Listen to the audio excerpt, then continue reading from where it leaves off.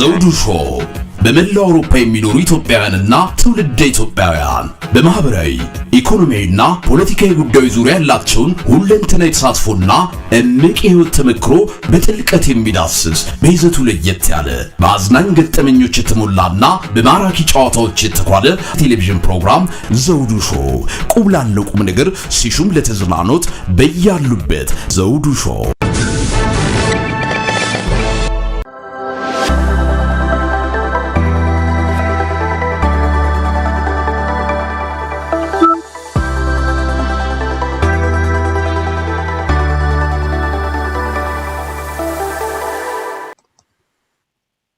ሰላም ጤና ይስጥልን ክቡራን ተመልካቾቻችንና አድማጮቻችን ዘውዱ መንግስቴ ነኝ ከዚህ ከአገር እንግሊዝ የዝግጅት ክፍላችን ከእናንተ ክቡራን ተመልካች አድማጮቻችን ጋር የምናደርገውን ዝግጅት አሁን ይዘን ቀርበናል። እናንተም አብራችሁ ቆይታ እንደምታደርጉ ተስፋ እናደርጋለን።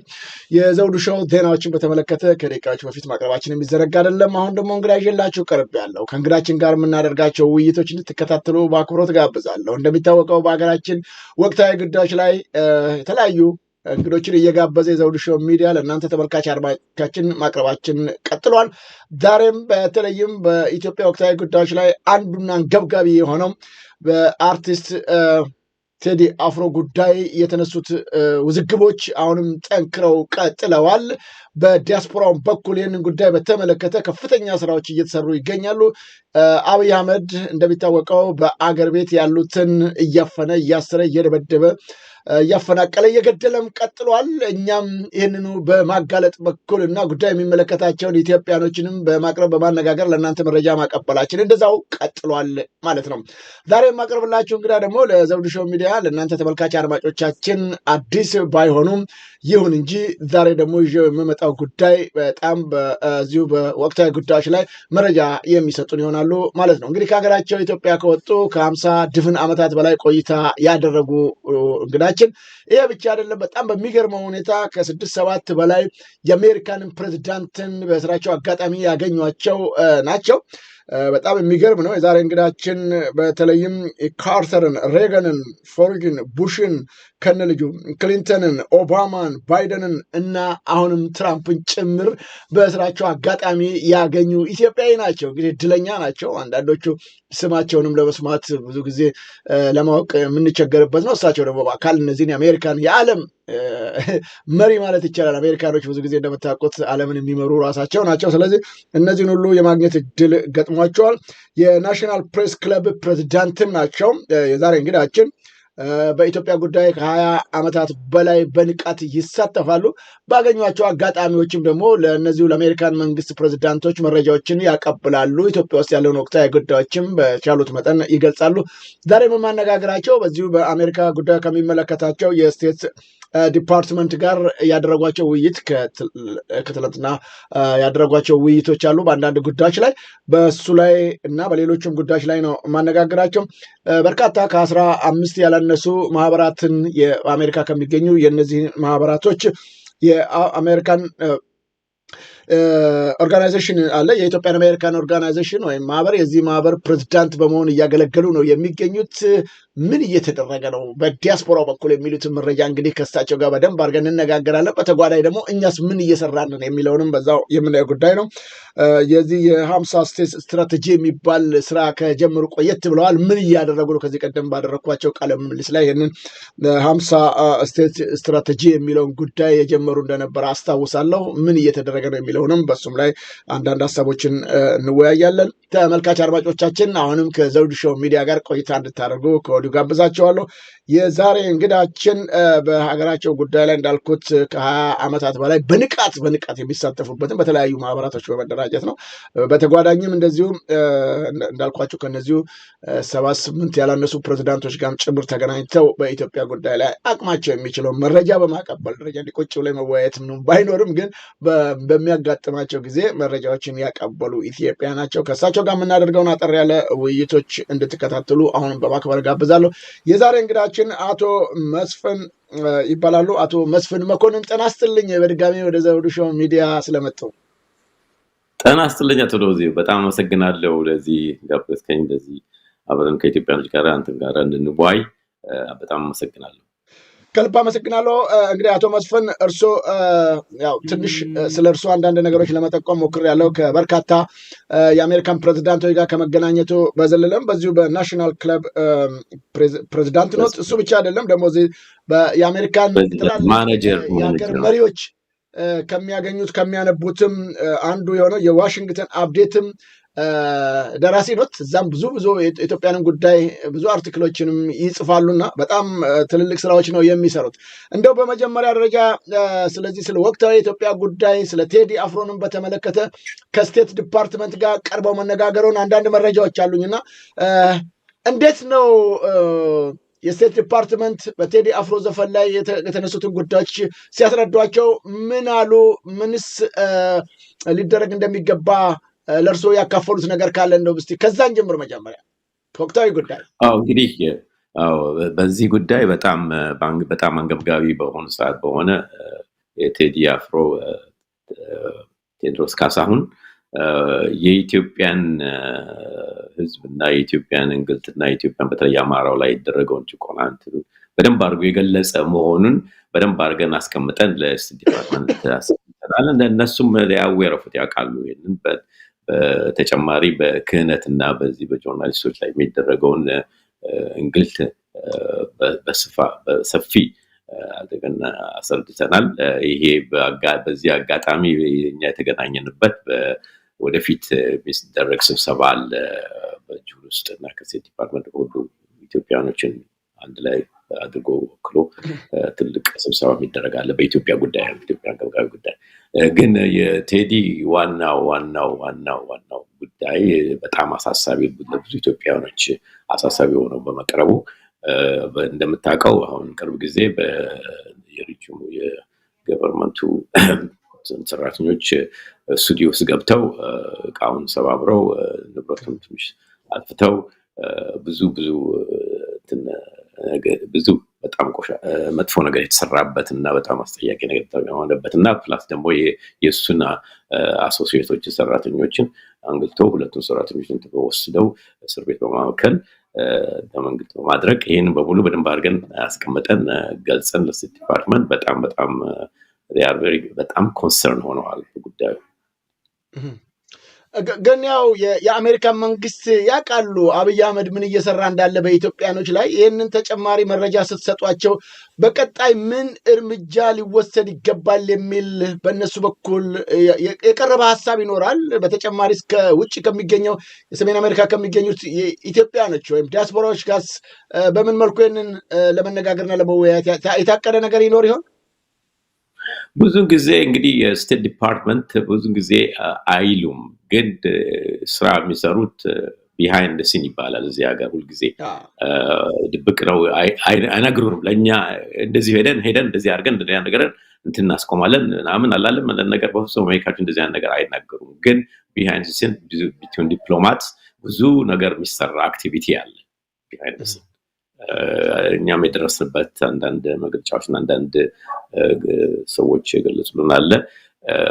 ብዙን ጊዜ እነሱ ጸጥ ብሎ ይሰማሉ፣ በደንብ ይሰማሉ፣ ይጽፋሉ፣ ኖት ይወስዳሉ በደንብ። ይህንን አንዳንድ ነገር ቢሃይንድ ሲን ሰምታይምስ ገቨርንመንት ነው የምታውቀው ኮኔክት ነው የሚደረገው። ለምሳሌ ሩቢዮ ቴሌፎን አንስቶ ይደውላል፣ ያገናኛል። በዚህ ጉዳይ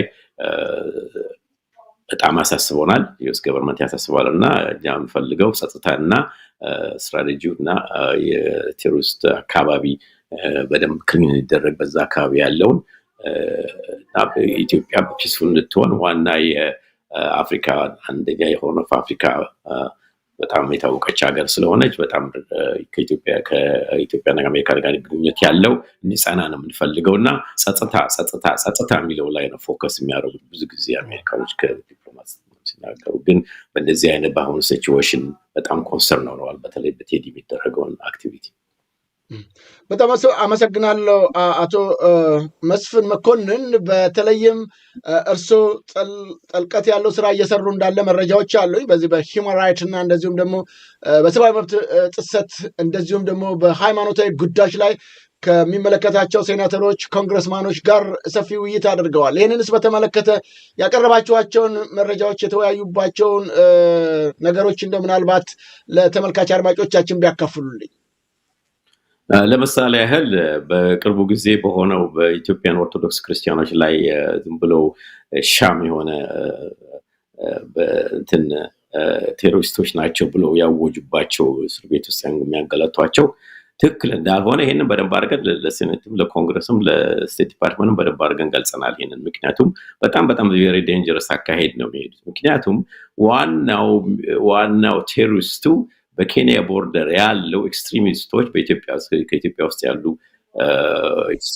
ሙስሊምስ እና ኤክስትሪም የኦሮሞ ሴሽንስ ሪቤል የሆኑ ግሩፖች ናቸው ኦርቶዶክስ ክርስቲያኖችን ከአልሸባብ እና ከአይሲስ ጋር ተባብረው ኢትዮጵያን ኦርቶዶክሳውያኖችን የሚያጠቁት እነሱ ናቸው። ሪቨርስ አድርገው አሁን ይህን ነገር የሚያደርጉት አክቲቪቲ በኢትዮጵያ ገቨርንመንት የሚደረገው አክቲቪቲ ትክክል እንዳልሆነ በደንብ አድርገን አስረድተናል። ምክንያቱም እነዚህ ንጹሐን ኢትዮጵያኖች ራሳቸው ተናግረዋል። ሶማሌ እንኳን የት እንዳለ ቦታ አናውቅም ብሎ ነው የተናገሩት። እኛ በሃይማኖት ጸንተን ሃይማኖት መስበክ ነው እንጂ እንደዚህ አይነት ውስጥ አንገባም ነው ብሎ በደንብ አድርገው ገልጽ ተናግረዋል። ስለዚህ እኛ በደንብ አድርገን አስረድተናል። ስለዚህ ይሄ በደንብ የኢትዮጵያኖች በዚህ ጉዳይ ይህንን ነገር መቀበል የለባቸውም። ይህን ነገር ማውዘግ አለባቸው። ለሚገኘው ሴናተርና ኮንግረስማን ይህንን ማስረዳት አስፈላጊ ነው። በጣም ግፊት ያስፈልጋል። ከኛ በኩል ትልቅ ግፊት ያስፈልጋል። አንሰራም፣ መስራት ይኖርብናል። ጊዜ ወስደን በቴሌፎን ሆነ በኢሜይል ሆነ ለኮንግረስማን ሴናተሮችን መጨቅጨቅ እንደዚህ መደረጉን ይሄ እንደዚህ አይነት ድርጊት በተለይ በኦርቶዶክስ ክርስቲያን ላይ የሚደረገውን ግፊት፣ በአማራው ላይ የሚደረገውን ግፊት ይሄን ነገር ማስረዳት ያስፈልጋል። ዝም ብለን ቁጭ ብለን ማንም ሊሰራልን አይችልም። ራሳችን ኢትዮጵያን አሜሪካኖች የታክስ ፔየር ስለሆንን መጠየቅ ይኖርብናል። ኮንግረስማናችን፣ ሴናተሮችን ምን እንደዚህ ያደረገ እንደዚህ ተደርጓል ዛሬ ኢትዮጵያ ውስጥ በቴዲ ጉዳይም ሆነም በኦርቶዶክስ ክርስቲያኖች በኩል የተደረገውን ድርጊት በደንብ አድርጎ አስረድቶ መናገር ያስፈልጋል። እዚህ ሀገር ብዙ ጊዜ ስፒክ አፕ ይባላል። ካልተናገርን ምንም ነገር ያደርጉ ኮንግረስ ሴናተሮች ምንም ሊያደርጉ አይችሉም። እኔ አንዳንዴ ሲጠይቁኝ ብዙዎቹ ኢትዮጵያን አሜሪካኖች እንደ ሌሎቹ ኢታሊያን አሜሪካንስ፣ ጀርመን አሜሪካንስ፣ ጁዊሽ አሜሪካንስ እንደነሱ በጣም አይገፉም አናይም ዛት ማች አክቲቪቲ ነው የሚሉት ብዙ ጊዜ ኮንሰርት። ስለዚህ ኢትዮጵያኖች መንቃት አለብን፣ መግፋት አለብን፣ መነሳት አለብን፣ ራሳችንን መረዳት አለብን። እነዛ ኢትዮጵያኖች ቮይስ የሌላቸው ቮይስለስ ድምፅ የሌላቸው ኢትዮጵያኖች ድምፅ መሆን አለብን። እዚህ ሀገር ይሄ የነፃነት ሀገር ነው። እዚህ ሀገር ተቀምጠን መፍራት የለብንም፣ መናገር አለብን። እዛ አሁን የሚደረገውን አክቲቪቲ ተመልከቱ። አሁን ሙዚቃ ጽፈሃል፣ ሙዚቃ ተናግረሃል፣ በአክቴዲን እንደዚህ አይነት ሙዚቃ ጽፈሃል፣ ሀገሩን እያመስክ ነው ተብሎ እንደዚህ አይነት በቃ ነፃነቱን መግፈፍ ማለት ነው እኮ። ስለዚህ ይሄ ነፃነት ሀገር ነው እዚህ ሀገር። ይሄንን በደንብ አድርገን ማስረዳት ያስፈልጋል። ሂውማን ራይትስ እና አምነስቲ ኢንተርናሽናል በዚህ በኩል ተናግረዋል። ራሳቸው በዚህ በኩል የሚገፉበት ነው። ስለዚህ በእንደዚህ አይነት ባለ አይነት አካባቢ በኢትዮጵያ ጉዳይ ኢትዮጵያ በጣም መስቀል ጉዳይ ላይ ያለችው። ስለዚህ ይሄንን መግፋት ይኖርብናል። በዛ ላይ ደግሞ አሁን የሚቀጥለው ኤሌክሽን ይመጣል ይባላል። በዚህ በግንቦት ላይ ምርጫ ይባላል። ምርጫ እንዴት ሊሆን ይችላል? በዚህ አይነት ሰዓት ምን ሊደረግ ይችላል? ምንም ኢንዲፔንደንት ሲቪል ሶሳይቲ በሌለበት፣ ኢንዲፔንደንት ጁዲሻሪ ህግ በሌለበት፣ የሰብአዊ መብት ሳይከበር የምርጫ ዋና አባሎች እና ዋና የውጭ በኩል ያሉ ኢንተርናሽናል ኮሚኒቲ የሌሉበት እንዴት አድርጎ ምርጫ ሊካሄዳል? በአሁኑ ሰዓት በተለይ በእንደዚህ አይነት ሰዓት እንዴት ሊዘጋጅ? አይሆንም፣ በፍጹም አይሆንም። ሻም ኤሌክሽን ይወጣል እዚህ ሀገር። ስለዚህ እኛ ኢትዮጵያኖች እዚህ ያለን ኢትዮጵያን አሜሪካኖች መግፋት አለብን። ለባለስልጣኖች ባልደራስ ለራሳችን ሪፕሬዘንት የሚያደርጉ በየስቴቱ እየወጣን መናገር አለብን። ሚቲንግ ማድረግ አለብን ከነሱ ጋር፣ ኦፊሳቸው ጋር፣ ከስታፎቹ ጋር ያስፈልጋል። በጣም አንገብጋቢ ጊዜ ነው። እንንቃ፣ ንግፋ። በጣም አስፈላጊ ጊዜ ነው። አቶ መስፍን እንግዲህ በእርሶ በኩል መነጋገር ያስፈልጋል። በተለይም ከሴኔተር እና ከኮንግረስማኖች ጋር ማወያየት ተገቢና አስፈላጊ ነው ይላሉ።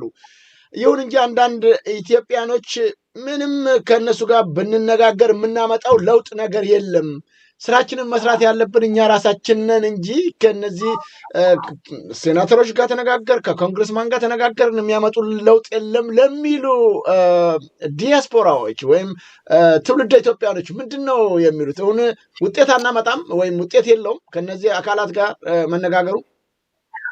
እውነቱን ለመናገር እንደዚህ አይነት በሚሉት ግለሰቦች ትክክል አይደሉም።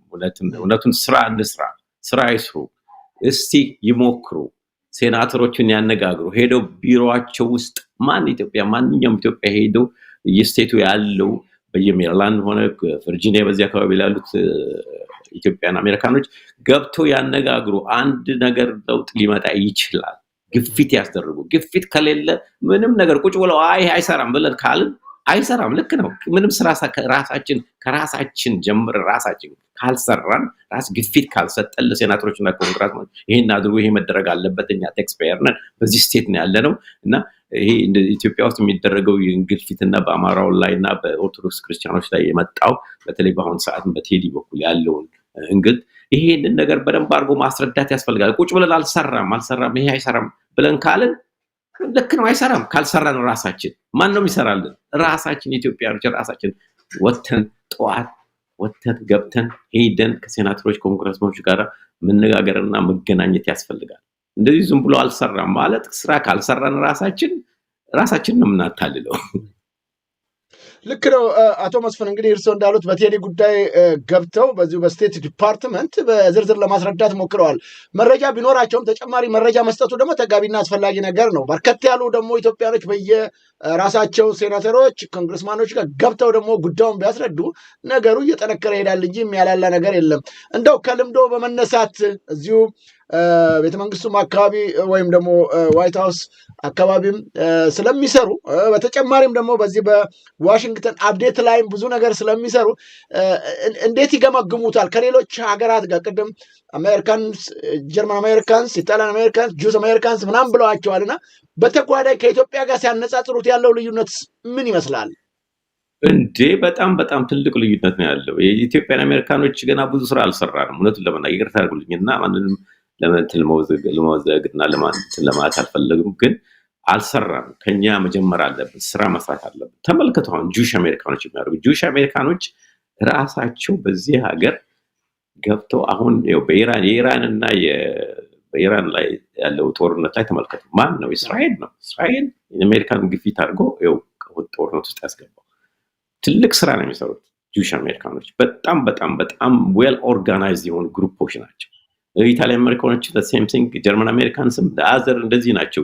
ይሰባሰባሉ፣ ኦርጋናይዜሽን ይኖራቸዋል። በቃ ፈንድ ሬዚንግ ያደርጋሉ፣ ዲነር ይጋብዛሉ፣ ሴናተሮችን ኮንግረስማኖችን ይገናኛሉ፣ ሚት ያደርጋሉ። በጣም አክቲቭ ኦሪየንትድ የሆነ ስራ ነው የሚሰራው። ለምሳሌ አንድ ኤግዛምፕል ልስጥ። ናሽናል ፕሬስ ክለብ ነው እንደምሰራው ታውቃለህ። እዛ ስንት አይነት ስብሰባ እንደሚደረግ በእንደዚህ በጁሽ አሜሪካንስ በኢታሊያን አሜሪካንስ በየጊዜው ፕሬስ ኮንፈረንስ ሴናተሮችን ኮንግረስማኖችን ከስቴት ኦፊሻል የሆኑት እየጋበዙ እየተናገሩ ብዙ አይነት ስራ ይሰራል። እኛም ይሄንን መማር አለብን። እዚህ ሀገር ሆነን እነዛ ኢትዮጵያኖች ድምፅ ለሌላቸው ኢትዮጵያኖች ድምፅ ለመስጠት ትልቅ ስራ መሰራት አለበት። አልሰራንም፣ መስራት አለብን፣ መግፋት አለብን። አሉ የሚሰሩ የሚተባበሩት ኦርጋናይዜሽን አሉ፣ ግን ሌሎች በቂ አይደለም። እውነት ለመናገር መሰራት አለበት። አሁን በግንቦት 15 ሜይ 15 ላይ ትልቅ ስብሰባ እናደርጋለን።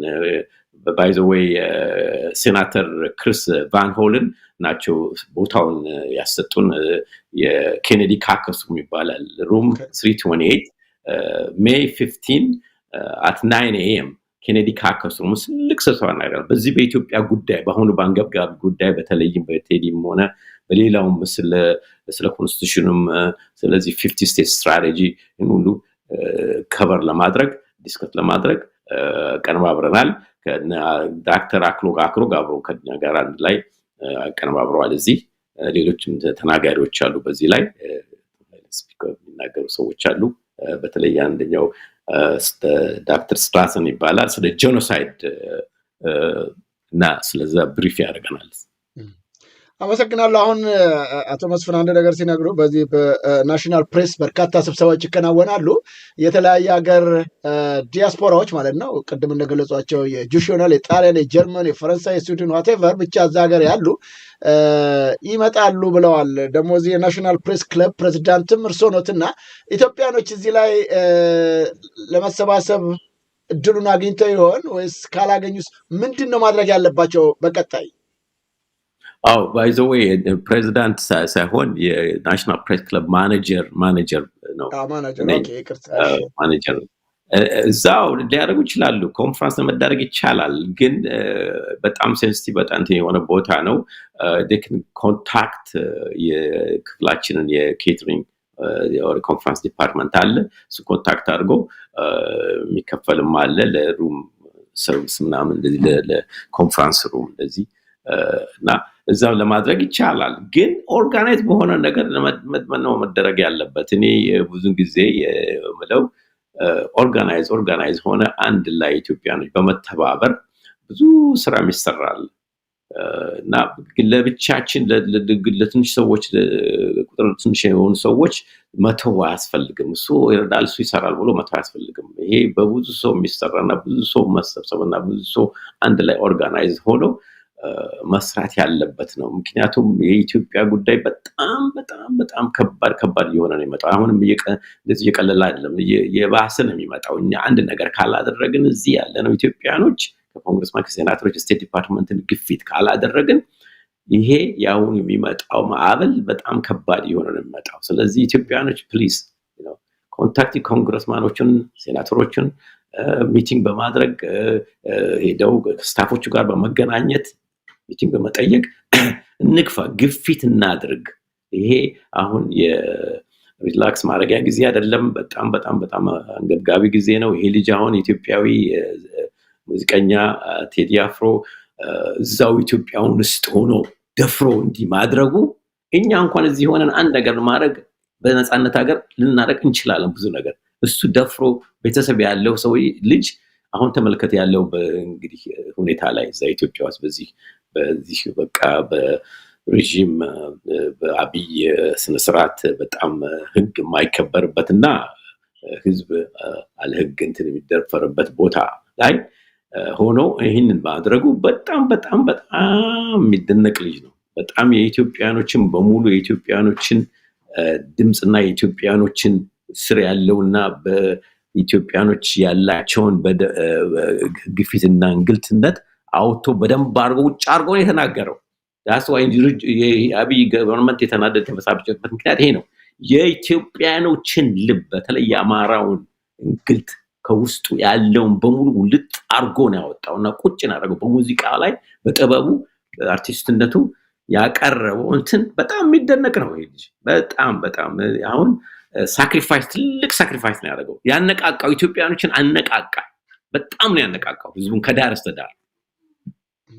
ልክ ነው አቶ መስፍን። እንግዲህ እንደሚታወቀው ብዙ በውጭ የሚገኙ በጣም ጠንካራ አቅም ያላቸው ጉልበት ያላቸው እውቀቱ ልምዱ ያላቸው ኢትዮጵያኖች እንዳሉ ይታወቃል። ግን በስራ ላይ ያለው ቅንጅት እጅግ ደካማ በመሆኑ ይኸውና እንደዚህ አይነት ስህተቶች ገብተናል። እርሱ አሁን የሚመሩት ራሱ በሰብሳቢነት እየመሩት የሚገኘው ከ15 ያላነሱ ማህበራቶች በጋራ የሆነውን ጥምረት ነው እየመሩ የሚገኙትና ብዙ ጊዜ የሚወቀስ ነገር አለ። ኢትዮጵያኖች በተለያየ ማህበራቶች ይደራጃሉ፣ ግን ጠብ ያለ ነገር አይሰሩም።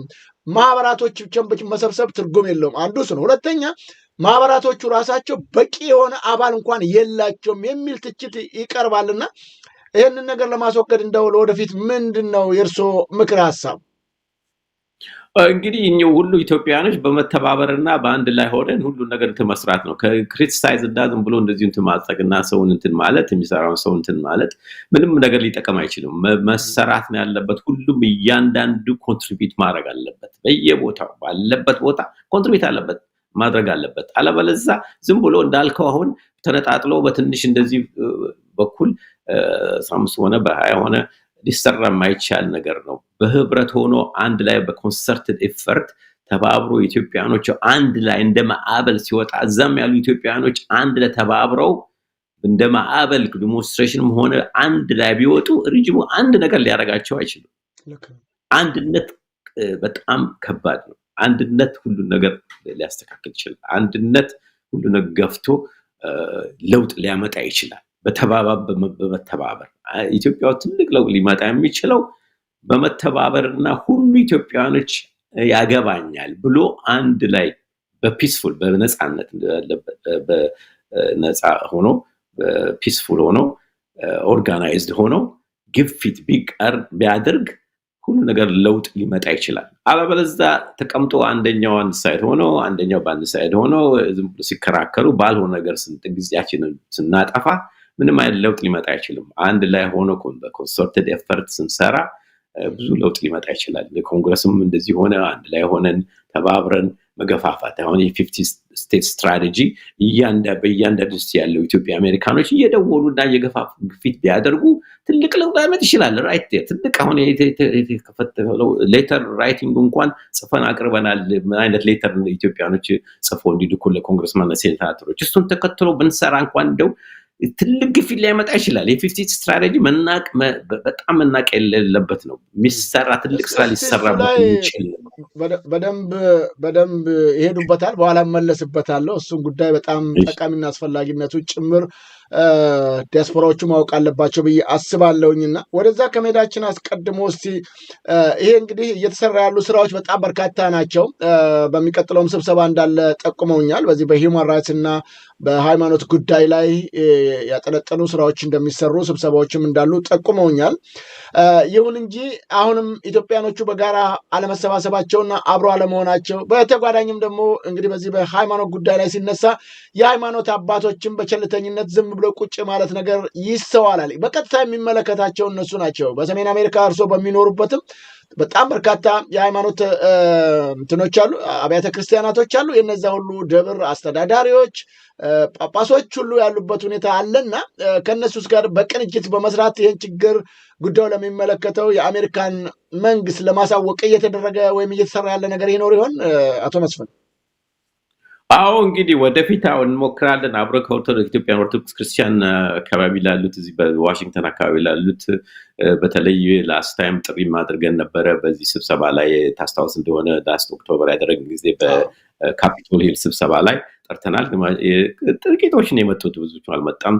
ግን መሳተፍ አለባቸው። የኦርቶዶክስ ክርስቲያን አባላቶች በጣም መሳተፍ አለባቸው፣ መግፋት አለባቸው፣ ደብዳቤ መጻፍ አለባቸው፣ መገናኘት አለባቸው። ኮንግረስማንና ሴናተሮችን በየቦታው ስቴት ዲፓርትመንትም ሄደው ማነጋገር ያስፈልጋል። የኦርቶዶክስ ኢትዮጵያ በጣም ያሳሳቢ የሆነ የመጣ ነው። ግፊቱ እየጨመረን የሚመጣው ብሊቭ ሚ አንድ ነገር ካላደረግን በአንድ ላይ ተሰብስበን እንዳልከው ኮንሰርትድ ኤፈርት ኦርጋናይዝድ ሆነው አንድ ነገር ካልተደረገ ይሄ ነገር ግፊት በተለይ በኦርቶዶክስ ክርስቲያን ላይ የሚደረገው ግፊት እየቀጠለ ነው። በአማራው ላይ የሚደረገው ግፊት እየቀጠለ የሚመጣ ነው የሚመጣው። አንድ ነገር ተሰብስበን ካላደረግን ይሄንን ስትራቴጂ የወጣው የ50 ስቴት ስትራቴጂ ራሱ በጣም ጠቃሚ ነው። በየስቴቱ ያሉ ኮንግረስማንና ሴናተሮችን በመገናኘትና ሄደው ስታፎችን በማነጋገር ትልቅ ስራ ለመሰራት ይቻላል። እጃችን እዚህ ነው ያለው። እዚህ ዋሽንግተን ብዙ ስራ ለመሰራት ይቻላል እና እንበርታ። በተለይ ወደፊትም ለምሳሌ በዩሮፕ ውስጥ በእናንተ በኩል ያሉት ኢትዮጵያኖች በለንደን በኩል በጣም ትልቅ ስራ እየሰሩ ነው፣ ጎበዞች ናቸው። ግን ሌሎቹ ዩሮፒያን ሀገር ያሉት በጀርመንም በሌሎችም በኩል ያሉት ዩሮፕ ውስጥ ያሉት ኢትዮጵያኖች መነሳሳት መነቃቃት አለባቸው። ከለንደን በኩል ያለውን መማር አለባቸው፣ መበርታት አለባቸው። በተለይ አሁን የዩሮፒያን ዩኒየን ለኢትዮጵያ የሰጠው በቅርብ ጊዜ ገንዘብ አለ። ጥሩ ነው፣ ገንዘብ ፈቀዱ፣ እርዳታው ጥሩ ነው። ግን እርዳታው ለመሳሪያ እንዳይውል መጠንቀቅ ያስፈልጋል፣ መንገድ ያስፈልጋል፣ ማስረዳት ያስፈልጋል። የዩሮፒያን ዩኒየን አሁን መግፋት ያለበት መነገር ሰው እዚያ ያሉ ኢትዮጵያን ዩሮፕ ውስጥ የሚኖሩ አምሹር ሲቲዝን የሚሆኑ አሉ። ሄደው ተወካዮቻቸውን ማነጋገር አለባቸው፣ መጠየቅ አለባቸው። ምንድነው ለምንድነው የተሰጠው ይሄ የሚውለው ይሄ ገንዘብ ለውል ነው ለህዝቡ ነው ወይስ ለምግብ የሚረዳ ነው ወይስ ለመሳሪያ መግዣ ነው ወይስ ሌላውን አማራውንም ሆነ ሌላውን ብሔረሰብ በድሮን ለመጨፍጨፍ ድሮን ለመግዛት እንዳይሆን ይሄንን ማሳሰብ አስፈላጊ ነው፣ ጠቃሚ ነው፣ በጣም መናገር ያስፈልጋል። ምክንያቱም ይሄ ወደፊት ወደ ታክስ ፌር የኢትዮጵያን ህዝብ የሚከፍል ነው ብድር። እንደዚሁ ማንም አገር ዝም ብሎ የሚሰጥ የለም። አንድ ነገር ሰጥቶ በሌላ በኩል የሚፈልገው ነገር አለ። ስለዚህ መጠንቀቅ ያስፈልጋል። ብዙ ብድር ተበድሮ ለልጅ ልጆቻችን ለመክፈል የማይችሉበት ሁኔታ ሊኖር ይችላል። ወደፊትም ሀገሩንም ሊወስዱ ይችላሉ። እንደሌላት እንደ ቻይኒሶች ሌላ ሀገር ውስጥ ሄደው ስላልከፈሉ የወሰዱበት ቦታም አለ እንደዚህ አይነት ነገር። ስለዚህ በጣም በጣም በጣም እኛ ኢትዮጵያኖች ማሰብና መጠንቀቅ ያስፈልጋል በዚህ ጉዳይ ላይ። በጣም አመሰግናለሁ አቶ መስፍን። አሁን ቅድም ሲጠቅሱልኝ ጥሪ አድርጋችሁ በተለይም ለሃይማኖት ተቋማቶች ለኢትዮጵያን ኦርቶዶክስ ተዋሕዶ ቤተክርስቲያን የመጣው ቁጥር በጣም ትንሽ ነው ብለውኛል። እንደው ምክንያታቸውን ለማወቅ ችላችኋል? ለምንድን ነው? ምክንያቱም የሚስተዋለው ግፍ፣ በደል በጣም በጣም የሚዘገንን ተግባር ሁሉ እየተፈጸመ ነው ያለው በሃይማኖት ተከታዮች ዘንድ፣ በአባቶች ዘንድ፣ የገዳም አባቶች መነኮሳቶች ጭምር ሳይቀር እየታረዱ በጠራራ ፀሐይ። ይህንን ኃይል ማለት ቀድሞ መገኘት ያለባቸው እነሱ ናቸው። ግን አመቻችታችሁ እንኳን ስትጠሩ ቁጥራቸው ያነሰበት ምክንያት ምንድን ነው? ለማጣራት ሞክራችኋል እንዴ? በደንብ በጣም ይገርምሃል። ብዙ በጣም ነው ብዙ እንትን የሚፈሩት ነው የሚባለው።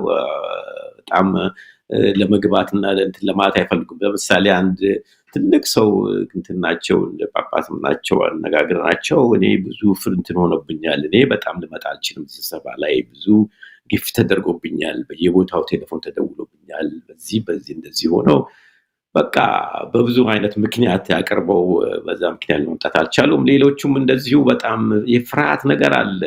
እዛ ኢትዮጵያ ውስጥ ወይ ንብረት ይኖራቸዋል ወይ ቤተሰብ አለኝ ንብረት አለኝ ምናምን ይላል። በጣም ግን በዚህ ሰዓት በጣም መግፋት አለባቸው፣ መተባበር አለባቸው። በተለይ ኦርቶዶክስ የሚመስል ቤተክርስቲያን ብዙ ነው አባል ያለው፣ ብዙ ተከታይ ያለው። እነሱ ተነስተው አንድ ነገር ማድረግ አለባቸው፣ መግፋት አለባቸው፣ ማነጋገር ይኖርባቸዋል። ስቴት ዲፓርትመንት፣ ኮንግረስን። የሚደረገው ግፊት ቀላል አይደለም። ኢትዮጵያ ውስጥ የሚደረገው ግፊት በተለይ በኦርቶዶክስ ክርስቲያናችንና በአማራው ላይ ይህ ነገር መሰራት አለበት። ኦርቶዶክስ ክርስቲያን እዚህ ያሉት ቤተክርስቲያኖች በጣም መተባበር አለባቸው፣ መግፋት አለባቸው፣ መስራት አለባቸው፣ መንቃት አለባቸው። ከሁሉ በላይ ኦርቶዶክስ ሲጠቃ እንደዚህ ዝም ብሎ ማየታቸው ትክክል አይደለም። በኢትዮጵያ እየተስተዋለ ያለው በኢትዮጵያ ኦርቶዶክስ ተዋሕዶ ቤተክርስቲያን ብቻ ሳይሆን በእስልምናም፣ በካቶሊክም፣ በፕሮቴስታንት በሁሉም ላይ ነው የሰውዬ የመጣው። አብይ አህመድ ምንም የሚምረው ነገር የለም። ያው የጎላውና በጣም ትልቁ በኦርቶዶክስ ቤተክርስቲያን ላይ ነው ቢባልም እንኳን ሌሎቹ ሃይማኖት ተቋማት፣ የእስልምና እምነት ተከታዮች፣ የፕሮቴስታንት እምነት ተከታዮች ወይም የወንጌላውያን አማኞች እንደዚሁም ደግሞ የካቶሊክ እነዚህ ስለምንድን ነው? ምክንያቱም ሀገር ውስጥ እየተስተዋለ ያለው የሃይማኖት ነፃነት ማጣት በጣም የበዛና የከፋ እንደሆነ ምዕመኖችም ጭምር እየተገደሉ ያለበት ነውና ለምንድን ነው ኦርቶዶክስ ተዋሕዶ ቤተክርስቲያን ብቻ ቁጥሩ ቢያንስም እንኳን የሚሳተፈው? ሌሎቹ ለምንድን ነው የማይሳተፉት? በጣም ይገርማ አቶ ዘውዱ ያልከው ግሩም የሆነ ጥያቄ ነው። ብዙ ኢትዮጵያኖችን በአንገብጋቢ ጥያቄ የሚጠይቁት እዚህ ኢትዮጵያ ውስጥም እዚህም ሀገር እንደምታውቀው ኢትዮጵያኖች አብረው ለሺህ ዓመት አብረው ኖረዋል። ኦርቶዶክስ ክርስቲያን፣ እስላሙም፣ ፓጋኑ ምኑም አንድ ላይ ተባብሮ ለስንት ሺህ ዓመት ከይሄ ቲፒኤልኤፍ ከመጣ በኋላ ከፋፍለ በዚህ ዲቫይድ ሩል ስትራቴጂ ባደረገው እንትን ከፋፍሎት ህዝቡን በጣም አበላሽቶታል። ህዝቡ አንዱ ካልተነካ አይናገርም። አሁን ለምሳሌ በአማራው ላይ የሚደረገው ግፊት ላይ ሌላው ብሔረሰብ አልሰማሁም ተነስተው ትክክል አይደለም ብለው እዚህ እንኳን ያሉት እንኳን ተነስተው በኦሮሞ ክፍለ ሀገር ያሉት ሰዎች ተነስተው እንኳን ተነግረው በአማራ የሚደረገው ትክክል አይደለም ብለው ተናግረዋል። አይደለም ትክክል አይደለም፣ ይሄ ነገ በእኔ ይደርሳል የሚባል ነገር ማወቅ አለበት። አሁን ያልከው ነገር ትክክል ነው። በሙስሊምም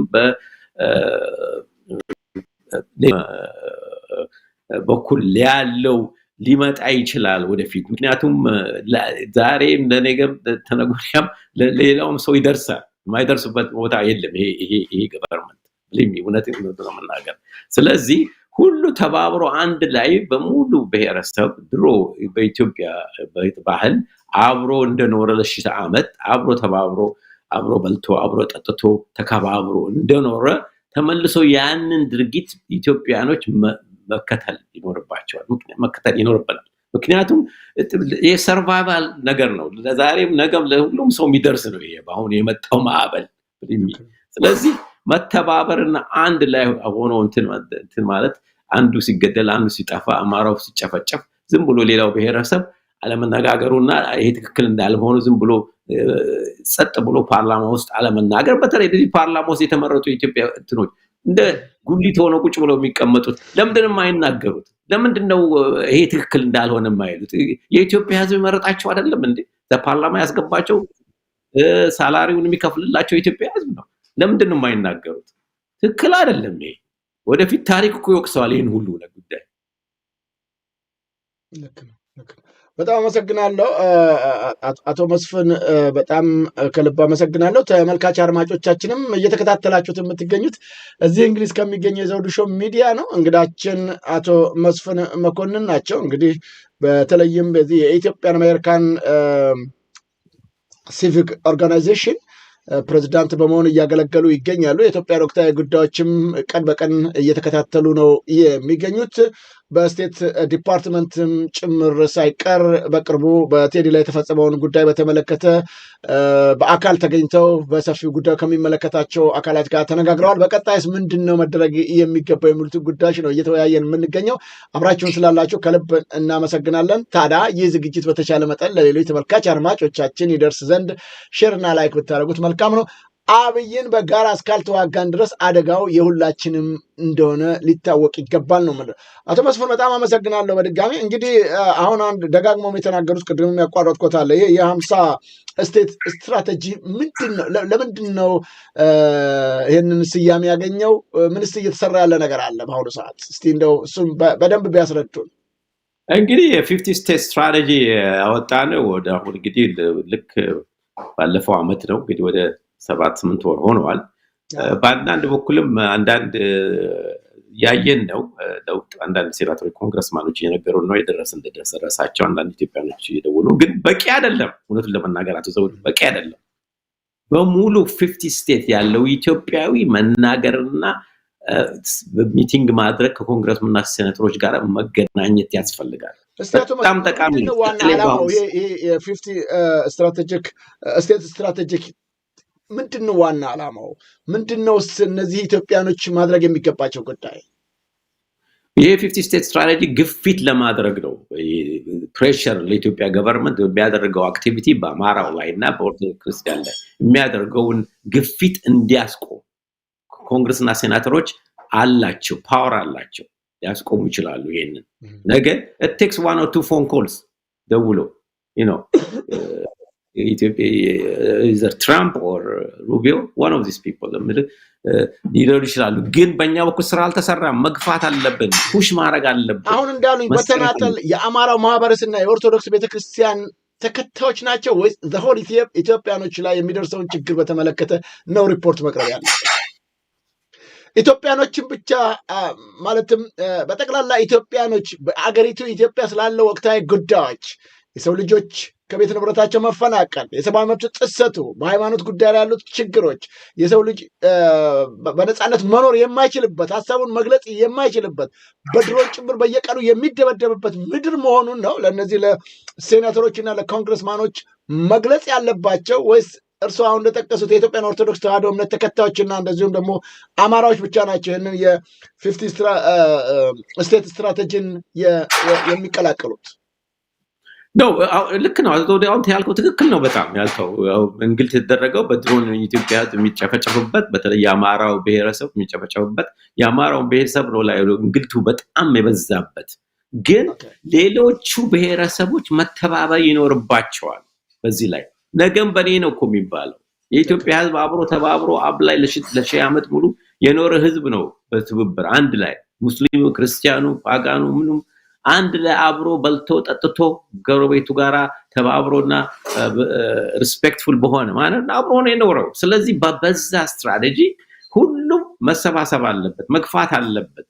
አማራው ብቻ ደግሞ ሆነ የለበትም። አማራው ብቻ አለ ኢትዮጵያዊ እኮ ማአት ህዝብ ያለው። አማራው 50% ወደ 55 ሚሊዮን ቢሆንም ሌሎቹ ብሔረሰቦች መሳተፍ አለባቸው።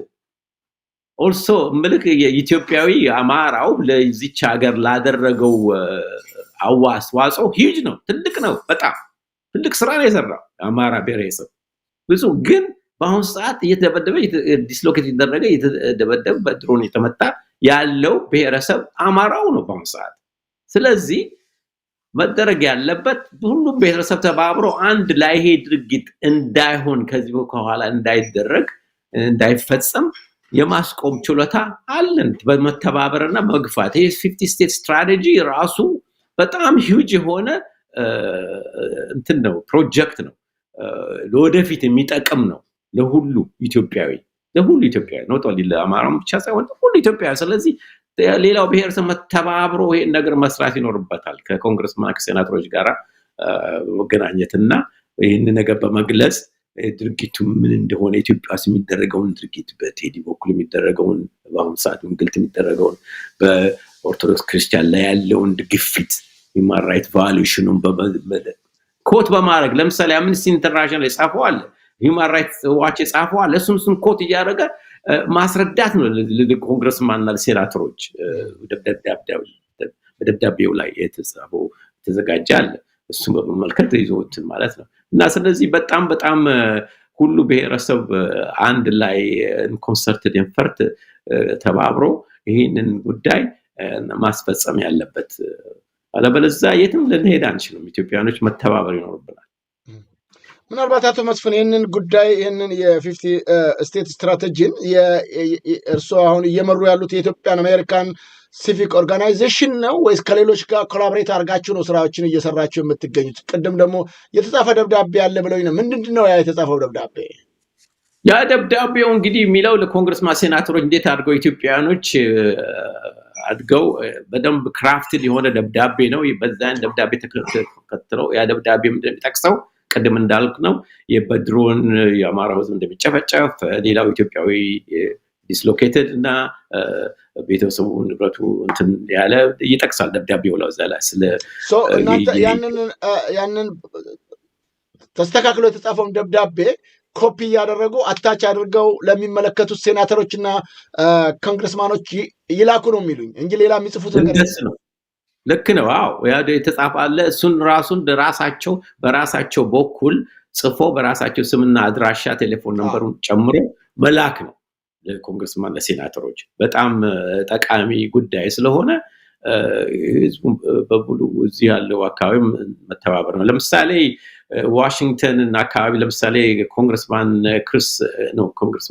ሴናተር ክሪስ ቫን ሆለን የሜሪላንድ ሴናተር በጣም የረዳን ነው። ስለዚህ እሱ ለምሳሌ ሂዝ አዌር ኦፍ ለኢትዮጵያ ጉዳይ በጣም ነው። ስለዚህ ስትራቴጂ ገብቶታል። ሌሎችም ኮንግረስማን ሴናተሮች አማክራለሁ ብለውናል፣ አነጋግረናል።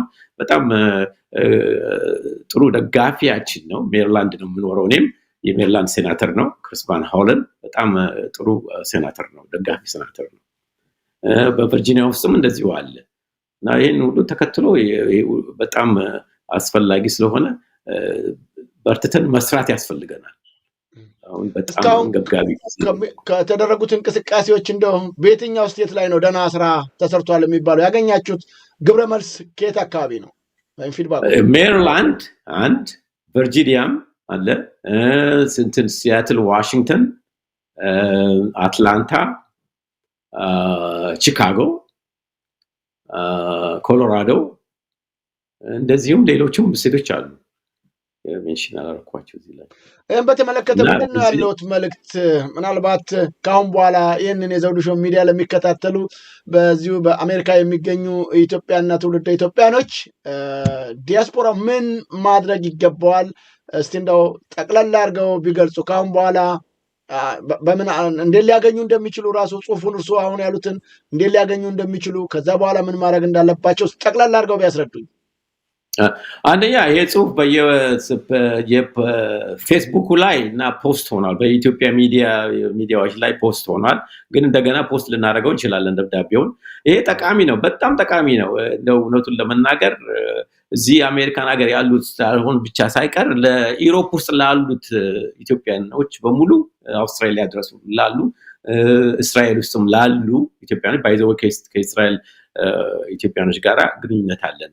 ባይዘወይ ከነሰትና ጋራ ግንኙነት እንዲያደርጉ ብዙ ኮሙኒኬሽን እያደረግን ነው ስለዛ ጉዳይ፣ ስለ ኢትዮጵያ ጉዳይ እና በየቦታው ያሉት ኢትዮጵያኖች በየዩሮፕም ሆነ እዚህም አሜሪካን ሀገር ያሉ አውስትራሊያም እስራኤልም ያሉ ኢትዮጵያኖች በኮንሰርት ይፈርድ ይህን ደብዳቤ እየጻፉ በየሴናተሮች እና ኮንግረስማኖች ማቅረብ እና መላክ፣ ኢሜል በማድረግ በመገናኘት ሚቲንግ በማድረግ ጊዜያቸውን እንደው ትንሽ ጊዜ ወስደው ትንሽ ቢያሳልፉ ኢትዮጵያን ይረዳል ብለን እንጠቅማለን። ምክንያቱም በአሁኑ ሰዓት አንገብጋቢ ስለሆነ በጣም ሲቹዌሽኑ በጣም የሄደ በጣም ፋስ እየሆነ ነው የሄደው። በጣም ጥላቻና በጣም ሰው የሚገደልበት ህግ በሙሉ ጥሶ አንተ ከአንድ ቦታ ለመሄድ እንኳን አሁን በጣም ከባድ ነው። ከአዲስ አበባ ውጭ ለመሄድ በጣም እንደምንሰማው ኢንፎርሜሽን እንዳገኘ ነው መኪናዎቹን እያስቆሙ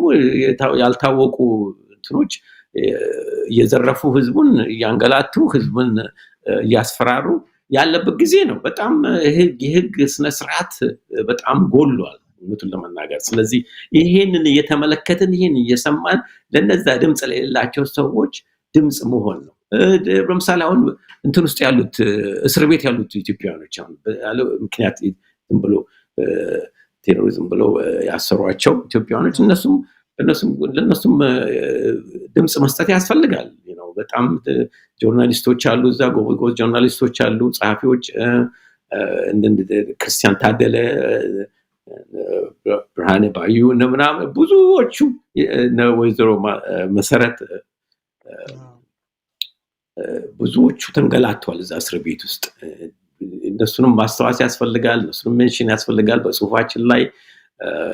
አንዳንድ ጊዜ በስብሰባ ላይ ማስተዋወስ ያስፈልጋል፣ መናገር፣ ሰውን ማሳሰብ፣ እንግልፊት ማድረግ አለበት፣ መገፋት አለበት፣ መስራት አለበት።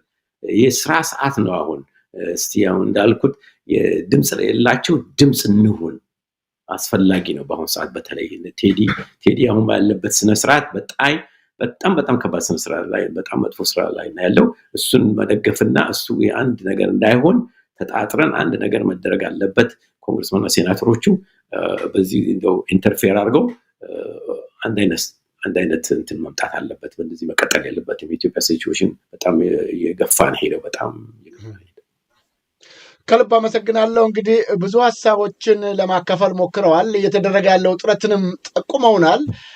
ይሁን እንጂ በተለይም በውጭ የሚገኘው ማህበረሰብ በተለይም ምሁራኖች በተለይም እንደገና ደግሞ የአማራ ምሁራኖች የሁሉ ግፍና በደል ከመጡበት አካባቢ ከዛ ድሃ ገበሬ ወጥተው የሚበላው የሚጠጣው እንኳን ሳይኖረው የረባ ልብስ እንኳን ሳይለብስ አስተምሯቸው ዛሬ በአውሮፓና በአሜሪካ የሚገኙ በተለይም እርሱ አሁን የሚኖሩበት አገር አሜሪካ በጣም በርካታ ምሁራኖች ለኢትዮጵያ አይደለም ለዓለም የሚተርፍ ስራ የሚሰሩ ጸጥ ረጭ ቁጭ ብለዋልና ቁጭ ብለው ነውና የሚገኙት። ምንድን ነው ምክንያቱ ይላሉ እነዚህ ሰዎች። በዚህ ሁኔታ ጭካኔ በተሞላበት ሀገር ላይ ሁሉ መከራ ሲወርድ ዝም ማለታቸው እውነቱን ለመናገር በጣም ነው የሚያሳዝነው፣ በጣም ነው የሚያሳፍረው። እውነቱን እንደው አንድ ቀን እንኳን ጊዜ ወስደው እንደው በብዕራቸው ትንሽ አሰምረው አንድ እንደው ደብዳቤ እንኳን ቢልኩ ትልቅ ለውጥ ሊያመጣ ይችላል። እውነቱን ለመናገር ቴሌፎን አንስተው በመደወልና በሴናተሮችና ኮንግረስማን ኦፊስ ከስታፎች እንኳን በማነጋገር ሊያውጡ ይችላል። ማሰብ ያለባቸው ብዙዎቹ እነዚህ ሶኮልድ የተባሉት እቺ ሀገር አስተምራ እንዳልከው አሳድጋ ልካ ወደዚህ ሀገር ብዙ ቦታ የተቀመጡ ኢትዮጵያኖች አሉ። ብዙ ፖዚሽን ያላቸው ብዙ ጥሩ ቦታ ላይ አሉ። መንቃት አለባቸው፣ መተኛት የለባቸውም። እኛ ብቻ ሁሉ በትንሽ ያለው ነው ብቻ ሁሉ መጮህ መሆን የለበትም። ሁሉም አንድ ላይ ተባብሮ መስራት አለበት። ይንቃ፣ እንንቃ። ሁላችንም ምንድነው የሚደረገው ኢትዮጵያ ውስጥ? ለምን አንረዳም?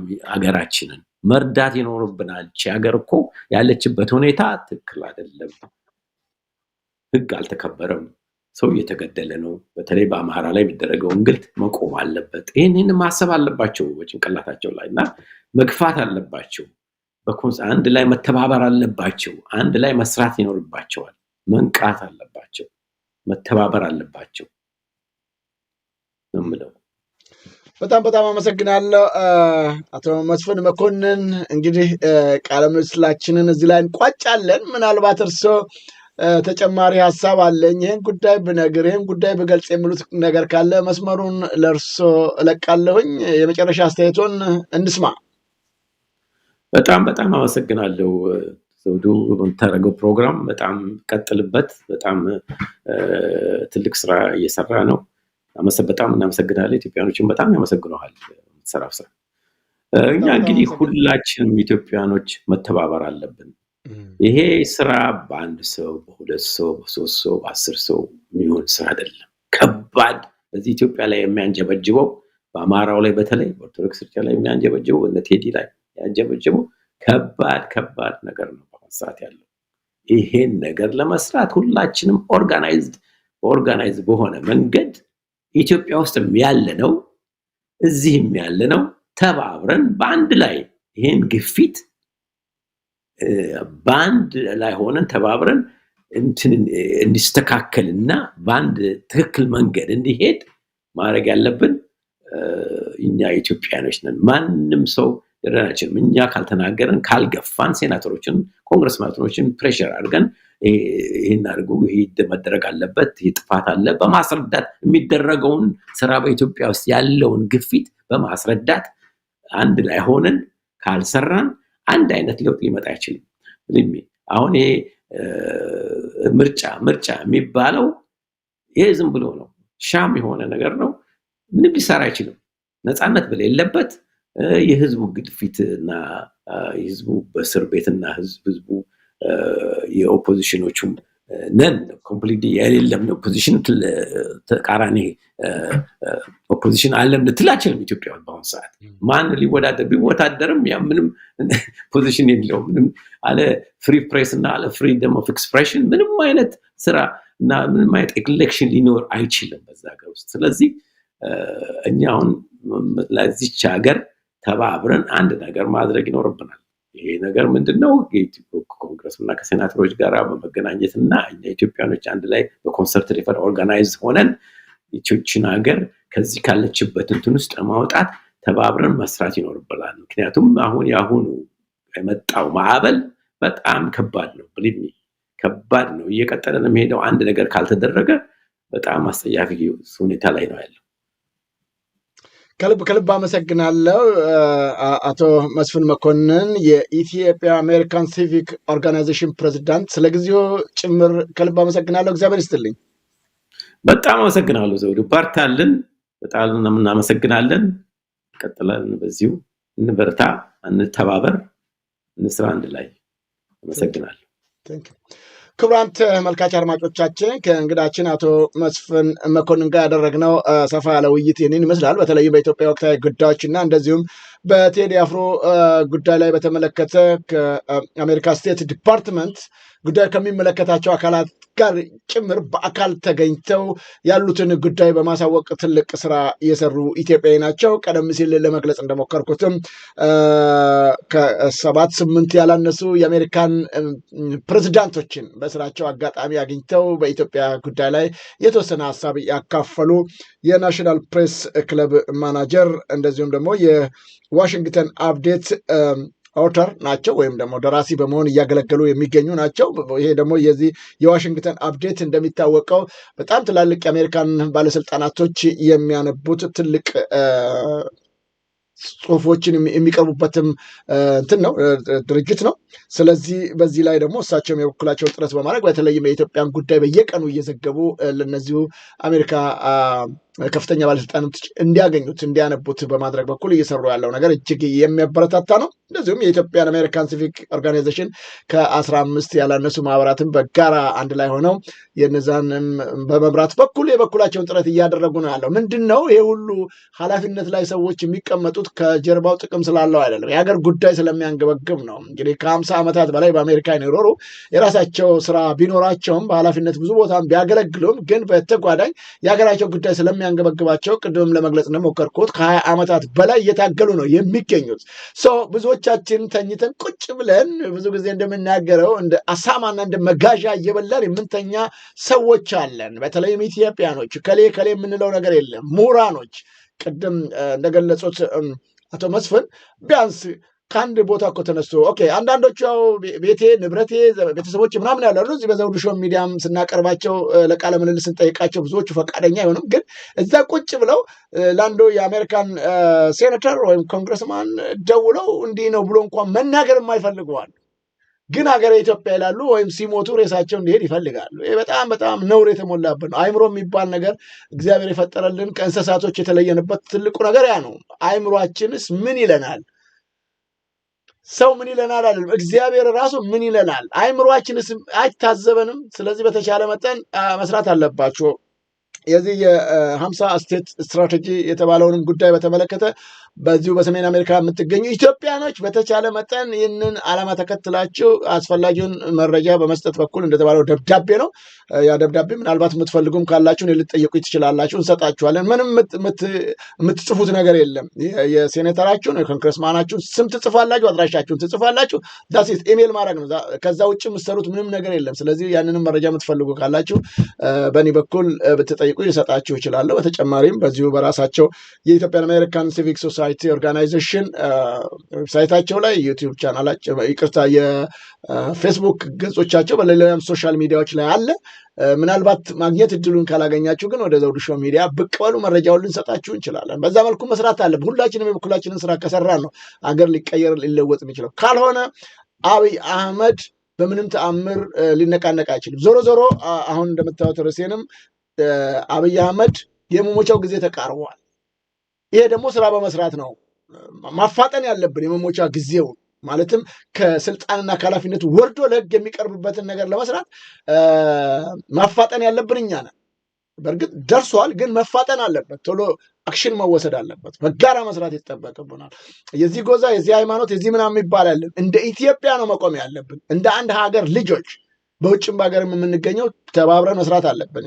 ብዙ ሙከራ ተደርጎብናል በኢትዮጵያ ላይ በጣም ብዙ ከ30-40 ዓመት በላይ ህወሓት እንኳን 51ኛ ዓመቱን አክብሯል። ኢትዮጵያን በመከፋፈል የሰራው ስራ ኦነግ 60 ዓመት ሆኖታል። ኢትዮጵያን በመከፋፈል የሰራው ስራ አሁን ብዙ ተሞክሮብናል። ከዚህ በኋላ ምንድን ነው ማድረግ ያለብን? በቃ ፌል አድርጓል። የሰሩት ስራ ምንም ውጤት አላመጣም። ኢትዮጵያን መበተን እንጂ ኢትዮጵያን መቀየር፣ ማሳደግ፣ መለወጥ አልደረስንም። ወገኖቻችን በየቦታው በረሃብ፣ በችግር፣ በመከራ፣ በእርዛት ዓለም አቀፍ ዲፕሎማሲያችን ወርዶ ጭቃ ውስጥ የገባበት ጊዜና ወቅት ላይ ደርሰናል። ከዚህ ለመውጣት ምን ማድረግ አለብን?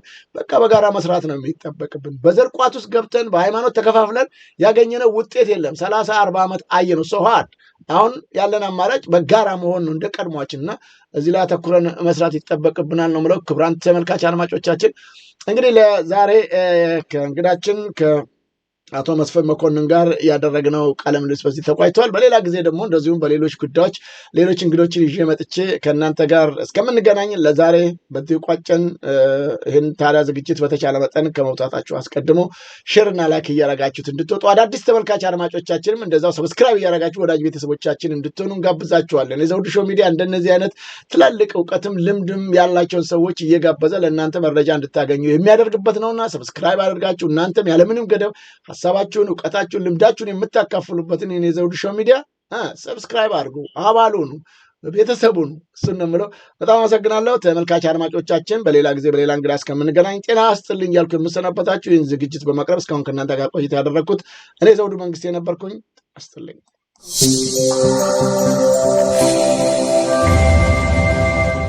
ዘውዱ ሾው በመላው አውሮፓ የሚኖሩ ኢትዮጵያውያንና ትውልደ ኢትዮጵያውያን በማህበራዊ ኢኮኖሚያዊና ፖለቲካዊ ጉዳዮች ዙሪያ ያላቸውን ሁለንተናዊ ተሳትፎና እምቅ የህይወት ተመክሮ በጥልቀት የሚዳስስ በይዘቱ ለየት ያለ በአዝናኝ ገጠመኞች የተሞላና በማራኪ ጨዋታዎች የተኳለ ቴሌቪዥን ፕሮግራም ዘውዱ ሾው። ቁም ላለው ቁም ነገር ሲሹም ለተዝናኖት በያሉበት ዘውዱ ሾው።